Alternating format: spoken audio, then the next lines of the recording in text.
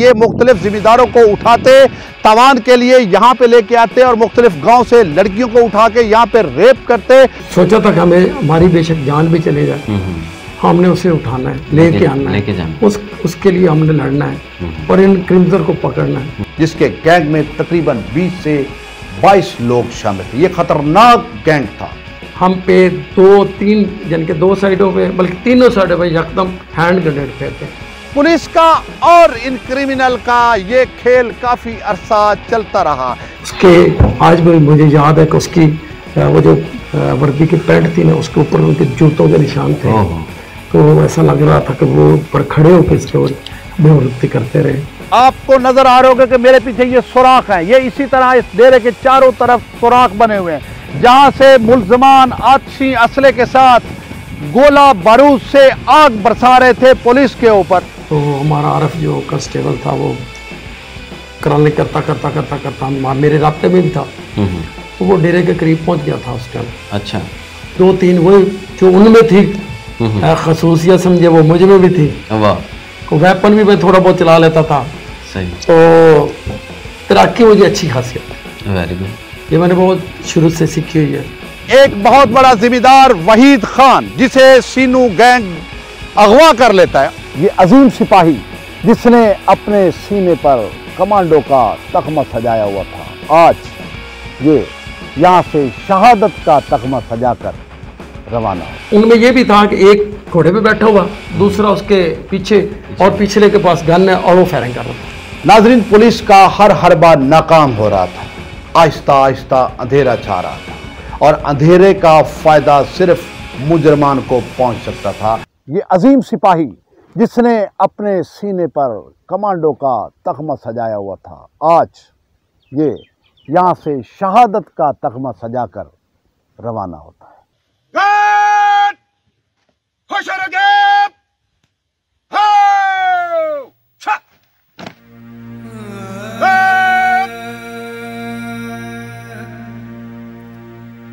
शहीद सलामी देंगे।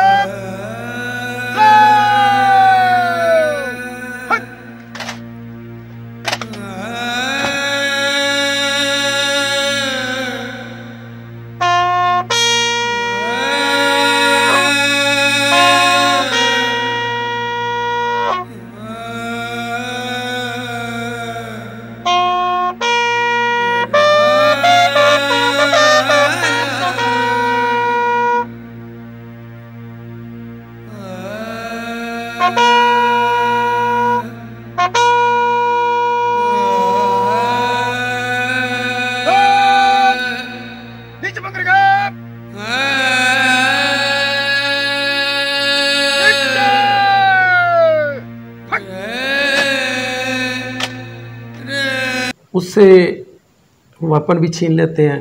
हमारी एक सरकारी राइफल थी, वो छीन ली, पिस्टल था वो भी छीन लिया और उसे शहीद कर दिया। शहीद करने के बाद बल्कि उसकी लाश के ऊपर बैठ गए।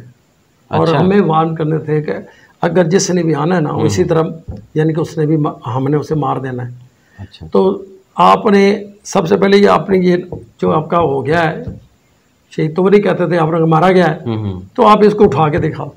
तो हमारे लिए एक बड़ा एक किस्म का वो चैलेंज बन गया। चैलेंज भी हो गई बात, ऊपर से एक हमारा शहीद हो गया।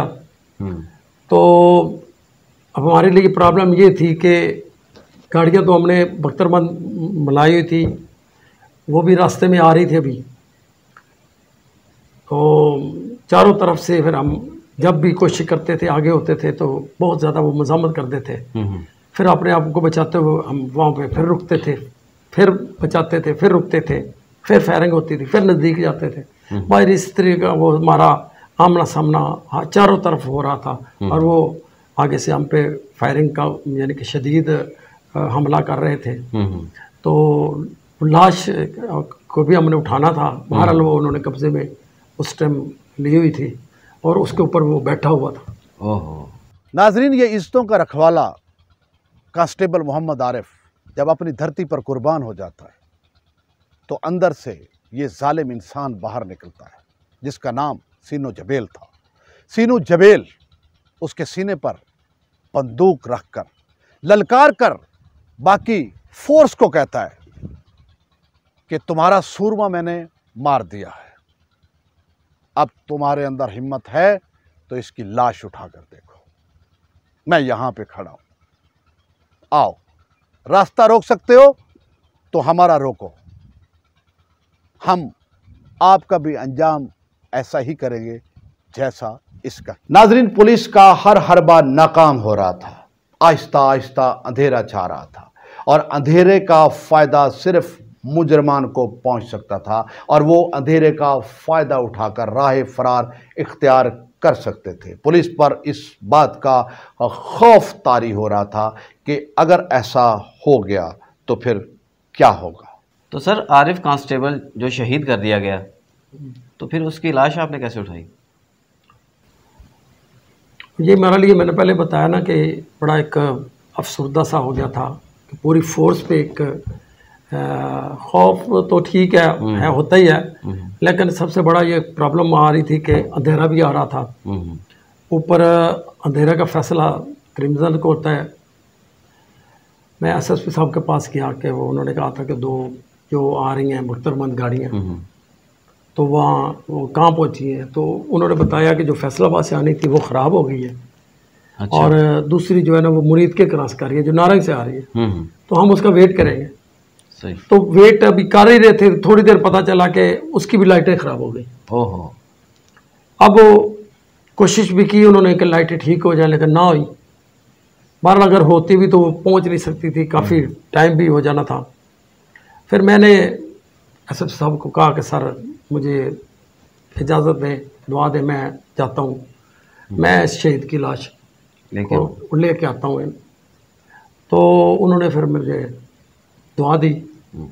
तो मैंने फिर अपनी जो मेरी टीम थी, अल्लाह ताला उनकी ज़िंदगी करे, वो बहुत दिलेर बहादुर टीम मेरे साथ थे। तकरीबन हम 12 थे।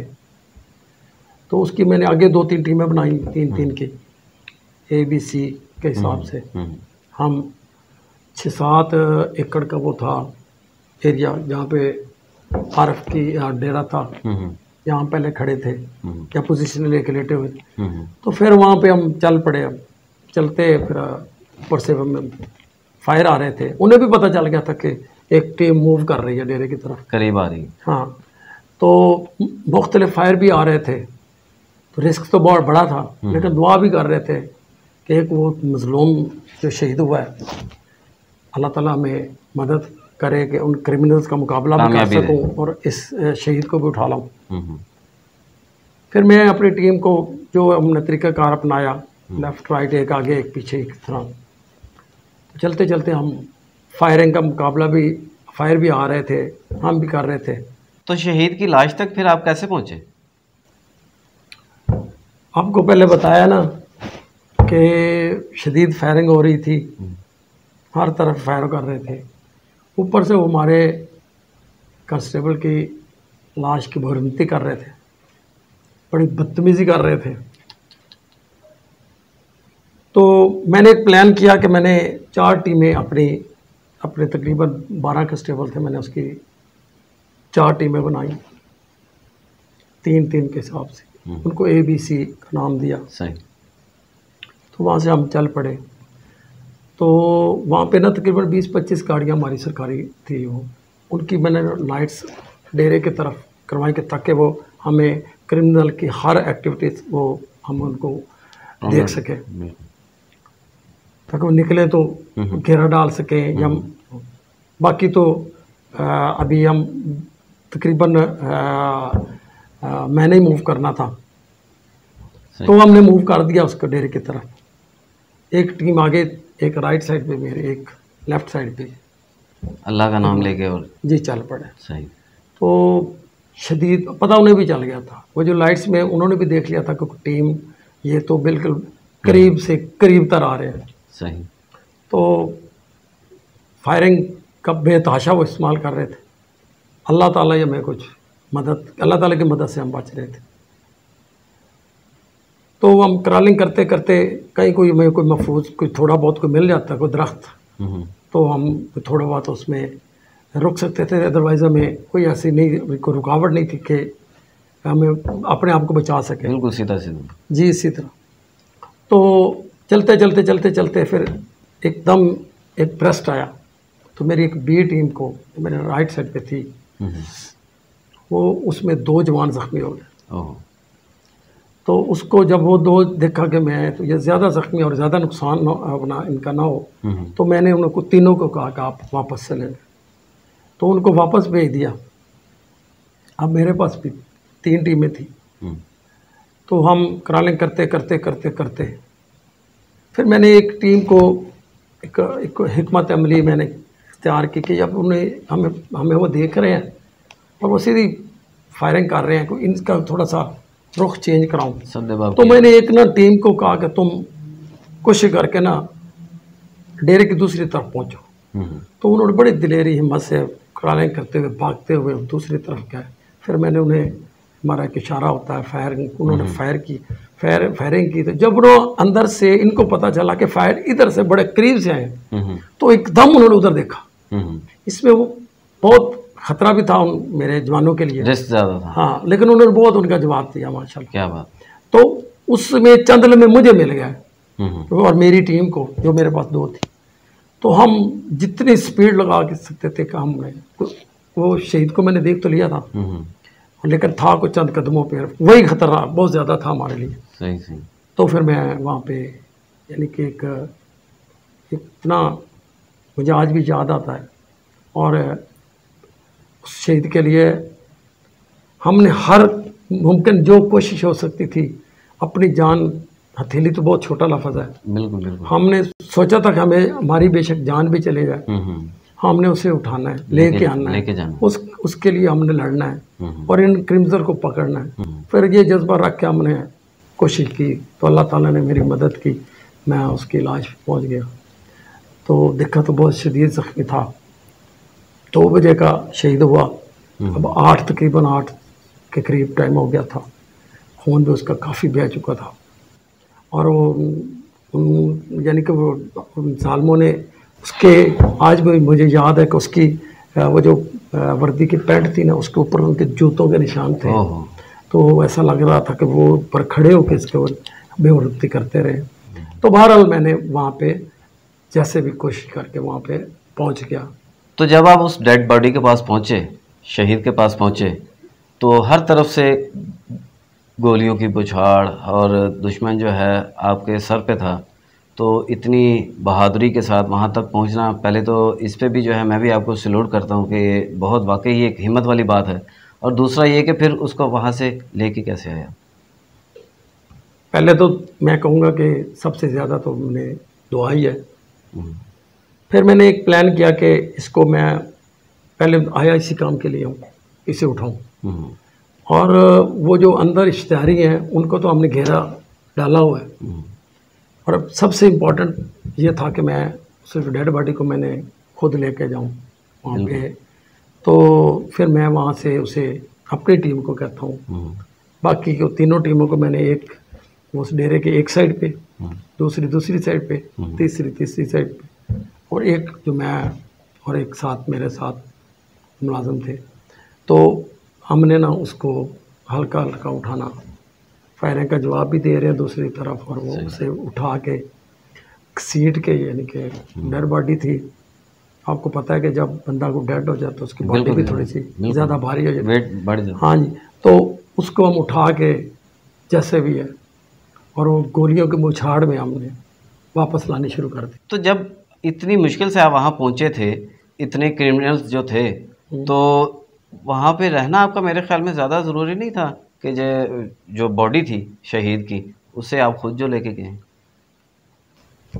दरअसल जैसे आप कह रहे हैं ना कि एक तो मेरी बड़े दिलेर टीम थी, उनको मैंने उधर छोड़ दिया, लेकिन इसका लाश लाना भी बड़ा ज़रूरी था।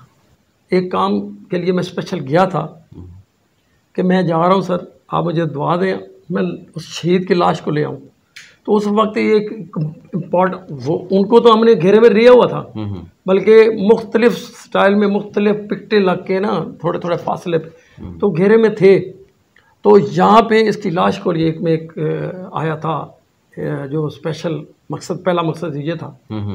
तो उसमें हो सकता है कि यहाँ से वो सही वो उनका जवाब ना दे सकें, या वो लाश कहीं वो लाश के अलावा और ज़्यादा कोई नुकसान हमारा जो कंस्टेबल थे उनको ना शहीद कर दें। और तो मैंने सोचा कि मैं इधर, जब मेरी एक टीम 2 टीमें आ गई हैं, उनको मैंने कवर पे बिठा दिया है नज़दीक दीवारों के पास बिल्कुल, तो मैंने सोचा कि मैं खुद ही लेके जाऊं ताकि मैं अपनी हिफाजत में उसे लेके जाऊं, अपने अफसरान को या जो भी वहाँ पे मौजूद हैं उनके पास ले जाऊं। और मज़ीद भी थोड़ा सा एक मतलब अमलिया उस पर भी डिस्कस करनी थी, तो मैंने सोचा कि इसीलिए कि मैं खुद जाऊं, खुद ही लेके जाऊं, और जब मैं जाऊंगा तो मुझे पता इधर मेरी टीम है, फिर मैंने आना भी है वापस। तो यहाँ हाँ, एक तो ये था। दूसरा बात ये है कि मैंने अभी जो जैसे आपने ये सवाल किया कि इतने बड़े क्रिमिनल के पास रहना चाहिए था, तो मैं उस वक्त ये समझ रहा था कि इतने बड़े क्रिमिनल्स का में जिस पे वो डेड बॉडी हमारे शहीद के ऊपर बैठे हुए थे, उसको लेके जाना, उससे उनके यानी कि उनके कब्जे से छुड़ा के लेके जाना, अपनी जगह पे वहाँ पे पहुँचाना और फिर वापस आना, वो मेरे हिसाब से उस टाइम वो ज़्यादा मुश्किल था। तो मैंने ये फैसला ये मुश्किल वाला किया कि मैं खुद लेके जाऊँगा, इसी की तरह फिर मैं आऊँगा, फिर मैं इनका मुकाबला करते आऊँगा। तो सर आप कांस्टेबल शहीद की लाश जो है उसको ले जाने में फिर कामयाब हो गए?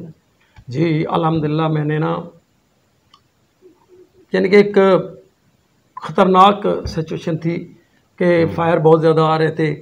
अब उन्हीं के जैसे मैंने भी बताया कि कब्ज़े में लाश लेके जाना, फिर एक किस्म की उन्हें भी जिसको उन्होंने ढाल बनाया हुआ था हमारे शहीद की लाश को, तो वो लेके जाना, तो उन्हें पता भी चल गया था।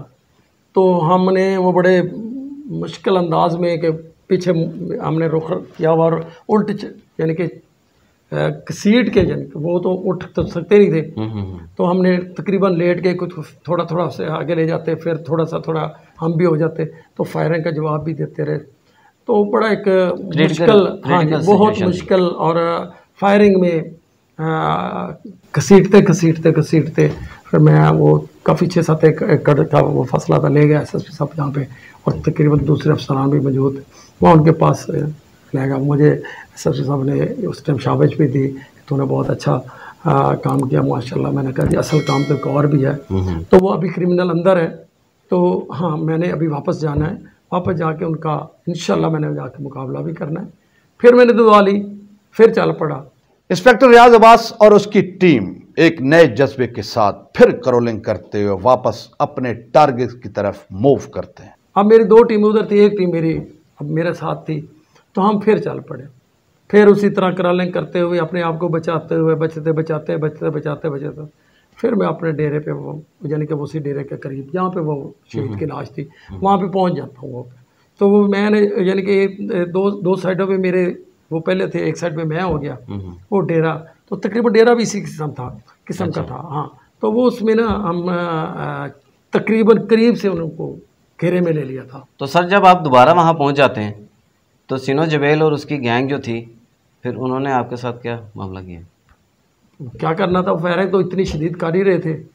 अब उन्हें ये पता चल गया था कि पुलिस पहले तो दूर दूर थी, अब बहुत करीब यानी कि दीवारों के साथ आ गई।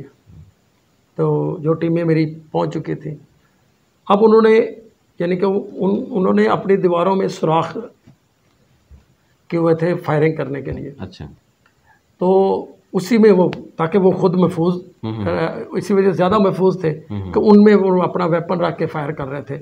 तो हमने समझा कि ये फायर, क्योंकि हम दीवार के बिल्कुल करीब थे, तो वो जब फायर करेंगे तो वेपन का वो आगे जाएगा, यानी कि वो फायर आगे जाके लगेगा। लेकिन उन्होंने फिर एक हरबा और इस्तेमाल किया कि उन्होंने हम पे 2-3 यानी कि 2 साइडों पे बल्कि तीनों साइडों पे यकदम हैंड ग्रेनेड फेंके। अच्छा। और उस सुराख से डायरेक्ट नीचे जो हमारे बहुत करीब आके गिरे। तो फिर वही बात हुई कि अल्लाह ताला के वो हमें कोई मदद थी जिसकी वजह से हम वो, बल्कि वो एक को तो हमने दूर भी फेंका। अच्छा। तो कुछ अपने आप को बचाया, तो उन्होंने हैंड ग्रेनेड फेंके। तो सर मैं एक और सवाल करना चाहता हूँ आपसे कि सुबह 10 बजे का ये मुकाबला स्टार्ट हुआ आपका, 2 बजे कांस्टेबल शहीद हो गया और 8 बजे के करीब आप उसको लाश को भी लेके आते हैं, तो ये कितनी देर तक चला ये मामला? ये इनकाउंटर जैसे आपने कहा है वाकई इतने बजे शुरू हुआ था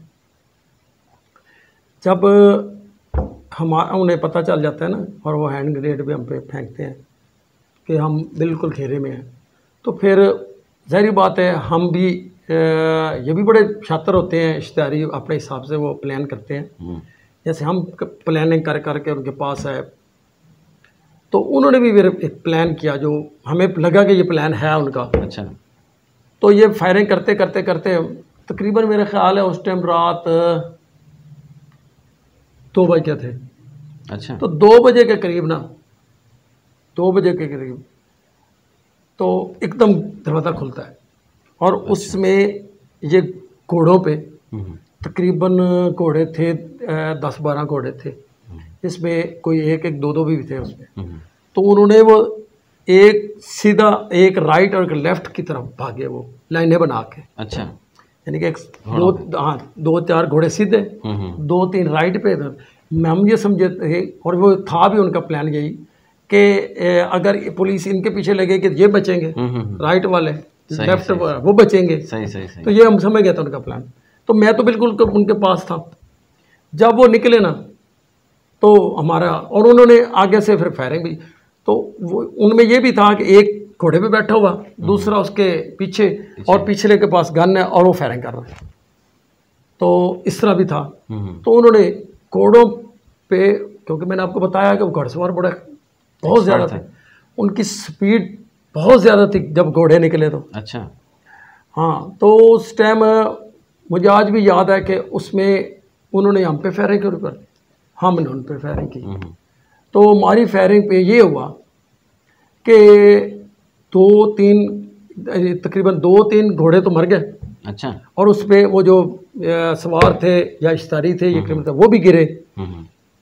लेकिन कुछ घोड़े ज़ख्मी होकर वो भी भाग गए। और इसमें कई मुलज़म जो है ना, वो गिरने बाद कईयों को उठा के ले गए। अच्छा। हाँ, कईयों को उठा के ले गए। और क्योंकि वो उनके पास भी वेपन थे, मुलज़मों के ऊपर भी खड़े भी थे, तो हमें मेरे पास भी 10-12 ही मुलाजिम थी। तो इतना जितना मेरा वो कर सकता था मैंने, तो इतनी भी उनकी तकरीबन 20-22 उनकी तादाद थी। तो उसमें वो ज़ख्मी काफ़ी थे, वो उठा के ले गए। अंधेरा भी काफ़ी था। तो एक मुलज़म जो है ना, वो फायरिंग करता करता हम उसके ऊपर पहुंच गए। अच्छा। तो वो फायरिंग भी कर रहा था, लेकिन इसी दौरान वो ज़ख्मी भी बहुत ज़्यादा था। तो उसकी वो फिर वो डेथ हो जाती है। अच्छा। तो उसको फिर हम देखते हैं, कुछ मेरे पास वो पिक्स भी थी, कुछ लोगों को भी पता था। तो वो जिस इनकाउंटर के लिए, जिस मुलज़म के लिए, जिसकी तलाश के लिए यानी कि हम आए थे, और जिसके लिए इतना अरसे से, जिसने हमारे काफ़ी अफसर पहले शहीद किए हुए थे, ये हमारा आरिफ कांस्टेबल को उसने बड़े बेदर्दी से शहीद किया था। और फिर उसके ने अपने यानी कि शो किया कि मैं बहुत दिलेर हूँ और मैं ये काम कर सकता हूँ, और वो शहीद के ऊपर बैठा रहा। तो वो यानी कि वो बाद में पता चला कि वही सीनो जबेल मारा। हाँ जी, वो मारा गया। अच्छा अच्छा। तो सारी फिर फोर्स, बाकी तो भाग गए, सारी फोर्स आई। फिर उन्होंने मुझे जितना हो सकता है सारे अफसरान ने अप्रिशिएट किया, शाबाश दी कि मैंने सब पहले तो वो लाश लेके गया, फिर इसका मुकाबला किया। मुकाबला करके अल्लाह ताला ने मुझे फिर कामयाबी भी दी कि इस पुलिस मुकाबले में ये सीनो जबेल मारा गया। बिल्कुल बिल्कुल। यानी कि वो भाग भी सकता था, और अल्लाह ताला ने वो काफ़ी भागे भी, कुछ अल्लाह ताला की मदद से वो मारा गया।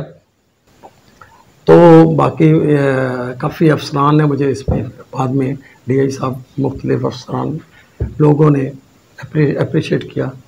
तो अल्हम्दुलिल्लाह मुझे इस वो जो शहीद का यानी कि आज भी उसका जो वर्क है, काम है, तो मुझे उस याद आता है। तो मैं उसके लिए दुआ करता हूँ कि अल्लाह ताला उसके जन्नत में आला दर्जात बुलंद हो। सर आखिरी सवाल मेरा आपसे, बस मेरे ज़हन में एक सवाल एक और भी है कि आरिफ कांस्टेबल जो थे आपके, जो शहीद कर दिए गए, जब शहीद ही कर दिया, उसके बाद फिर उसे रखने का मकसद क्या था उनका, जो उन्होंने कब्जे में रखा? जी जी जी जी। अच्छा, वो होता ये है कि जब ये जिनका कोई बड़े लेवल के क्रिमिनल वो इस तरह का इनकाउंटर करते हैं ना, हमारे अक्सर शोधा के वो लाशें नहीं देते उन पे। हाँ, उनका एक मकसद होता है, पहला मकसद कि जितनी पुलिस फोर्स आई हुई है उनके अंदर खौफ पैदा करते हैं। दहशत फैल। हाँ, कि एक शहीद कर दिया है, उसकी लाश भी नहीं दे रहे हैं। तो जितना खौफ पुलिस में या वहाँ पे जो भी टीम है, एक है, दो है, कोई भी है, तो उसमें ये खौफ वाली बात है। दूसरा वो ये है कि वो वक्त का इंतज़ार करते हैं कि अगर दिन को है ना तो इस तरह शायद शाम हो जाए। अच्छा। तो वो फायरिंग करते रहते हैं, पुलिस प्लान करती रहती है, प्लान में और पुलिस मजीद नफरी आती रहती है, वो जी ये आ रहा, वो आ रहा, ये गाड़ियां आ रही हैं, वो गाड़ियां, इतने में अंधेरा हो जाता है। फिर अंधेरा हो जाता है, अंधेरा फायदा देता है इन इश्तिहारियों को। तो वो उसमें अंधाधुंध फायरिंग करते हो, फिर वो देखते नहीं है कितने पुलिस वाले मारे गए, कितने शहीद हो गए, कितने वो, तो वो निकलने में कामयाब हो जाते हैं। तो उसमें वो थोड़ा सा इसलिए करते हैं कि वो डेड बॉडी पड़ी हुई है अभी तक, वो उधर है, तो वो पुलिस प्लान में लगी हुई है, वो प्लान कर रहे हैं, तो उसी में वो वक्त उनका। तीसरी बात वो बेहरमती वाली, वो ये है कि वो बेरहमती इस तरह करते हैं कि उनके ऊपर पाँव रख दिया। अब हमारा शहीद है, वो उसके ऊपर पाँव रखा हुआ है, उसके ऊपर खड़े हुए हैं, उसके ऊपर भांगड़े डाल रहे हैं, उसके ऊपर नारे मार रहे हैं, उसको गंदे गंदे लफ्ज़ों से, अब मैं उसका लफ्ज़ बोल ही नहीं सकता कि वो आपको वो ये उठा लेंगे फलां फलां फलां फलां। तो वो हम सुनते थे, वो यानी कि हमारे अंदर एक किस्म का वो जज्बा तो था कि हम जाएं इनसे वो अपना लाश ले आए, लेकिन वो हमें यानी कि मुश्तिल भी करते थे कि ये कोई इनके से कोई गलती हो जाए, कोई ऐसा हो जाए कि ये और मारे जाएं, जज्बाती। तो हाँ, वो तो इस तरह का वो आगे हमने वो प्लान, जैसे मैंने कहा, प्लान करके हमने वो लिए तो गए, फिर उस मुकाबला भी किया, वो मारा गया। बात ये है कि हम प्लान करते हैं, वो भी प्लान करते हैं, तो वो उनका कभी उनका प्लान कामयाब हो जाता है, कभी हमारा प्लान कामयाब हो जाता है। जिसने दूसरी बात, ये जो वेपन के ना उसके बारे में कोई जिसका चल जाए, तो अगर हमारा चल गया, उनका चल गया, तो उन्होंने कर दिया वो पहले, यानी कि मुहावरा है कि जिसका पहले चल गया, तो उनका चल गया तो उन्होंने हमारे आरफ को शहीद कर दिया। जब वो निकले तो मेरा चल गया, तो वो। नाजरीन, सीनू जबेल पर हुकूमत ने 10 लाख हेड बनी रखी हुई थी, और आज सीनू जबेल यहाँ पे इस दुनिया से रुखसत होता है।